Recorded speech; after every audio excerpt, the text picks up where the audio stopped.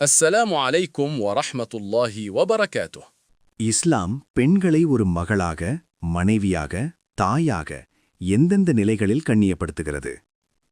பெண் குழந்தைகளை வளர்ப்பதன் சிறப்பு. பெண் குழந்தைகளை வெறுத்த காலத்தில் அவர்களை வளர்ப்பது சொர்க்கத்திற்கு செல்லும் வழி என்று நபிகள் நாயகம் ஸல்லல்லாஹு அலைஹி வஸல்லம் கூறினார்கள்.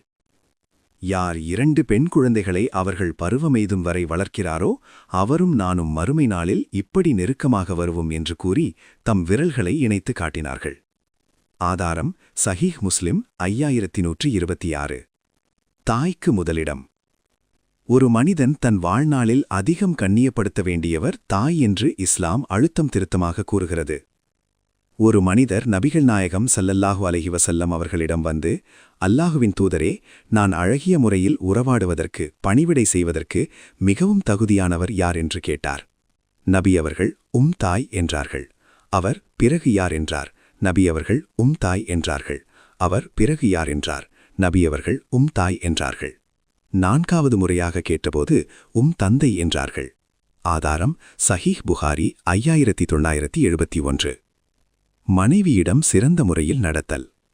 மனைவியை கண்ணியமாக நடத்துபவரே சிறந்த மனிதர் என நபிகள் நாயகம் ஸல்லல்லாஹு அலைஹி வஸல்லம் நற்சான்றிதழ் வழங்கியுள்ளார்கள். உங்களில் சிறந்தவர் யாரெனில் தன் மனைவியிடம் சிறந்த முறையில் நடந்து கொள்பவரே ஆவார். நான் உங்கள் அனைவரையும் விட என் மனைவியிடம் சிறந்த முறையில் நடந்து கொள்பவனாவேன். ஆதாரம் திர்மிதி 3830. பெண்களின் உணர்வுகளுக்கு மதிப்பு. பெண்கள் மென்மையானவர்கள் என்பதால் அவர்களிடம் கடுமையாக நடக்கக்கூடாது என்பதை நபி அவர்கள் ஒரு அழகான உதாரணம் மூலம் விளக்கினார்கள். பெண்கள் விலா எலும்பிலிருந்து படைக்கப்பட்டவர்கள். அவர்களிடம் மென்மையாக நடந்து கொள்ளுங்கள். ஆதாரம் சஹீஹ் புகாரி 5186. கல்வி மற்றும் சொத்துரிமை. இஸ்லாம் பெண்களை கல்வி கற்பதை கடமையாக்கியதோடு அவர்களுக்கு சொத்துரிமையையும் வழங்கியுள்ளது. கல்வி கற்பது ஒவ்வொரு முஸ்லிமின் ஆண் பெண் மீதும் கடமையாகும்.